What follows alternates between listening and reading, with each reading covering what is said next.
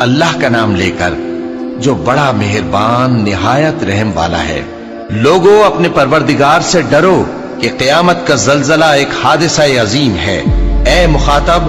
جس دن تو اس کو دیکھے گا اس دن یہ حال ہوگا کہ تمام دودھ پلانے والی عورتیں اپنے بچوں کو بھول جائیں گی اور تمام حمل والیوں کے حمل گر پڑیں گے، اور لوگ تجھ کو مدہوش نظر آئیں گے، حالانکہ وہ مدہوش نہیں ہوں گے بلکہ عذاب دیکھ کر مدہوش ہو رہے ہوں گے۔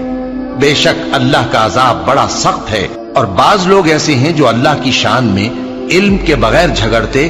اور ہر شیطان سرکش کی پیروی کرتے ہیں، جس کے بارے میں لکھ دیا گیا ہے کہ جو اسے دوست رکھے گا تو وہ اس کو گمراہ کر دے گا اور دوزخ کے عذاب کا رستہ دکھائے گا۔ لوگو،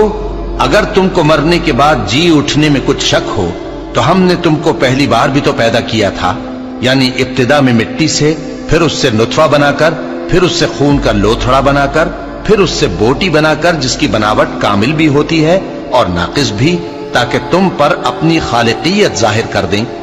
اور ہم جس کو چاہتے ہیں ایک میعاد مقرر تک پیٹ میں ٹھہرائے رکھتے ہیں،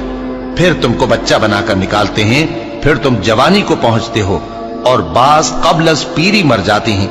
اور بعض بڑھاپے کی نہایت خراب عمر کی طرف لوٹائے جاتے ہیں کہ بہت کچھ جاننے کے بعد بالکل بے علم ہو جاتے ہیں۔ اور اے دیکھنے والے، تو دیکھتا ہے کہ ایک وقت میں زمین خشک پڑی ہوتی ہے، پھر جب ہم اس پر مے برساتے ہیں تو وہ شاداب ہو جاتی اور ابھرنے لگتی ہے اور طرح طرح کی بارونق چیزیں اگاتی ہے۔ ان قدرتوں سے ظاہر ہے کہ اللہ ہی قادر مطلق ہے جو برحق ہے،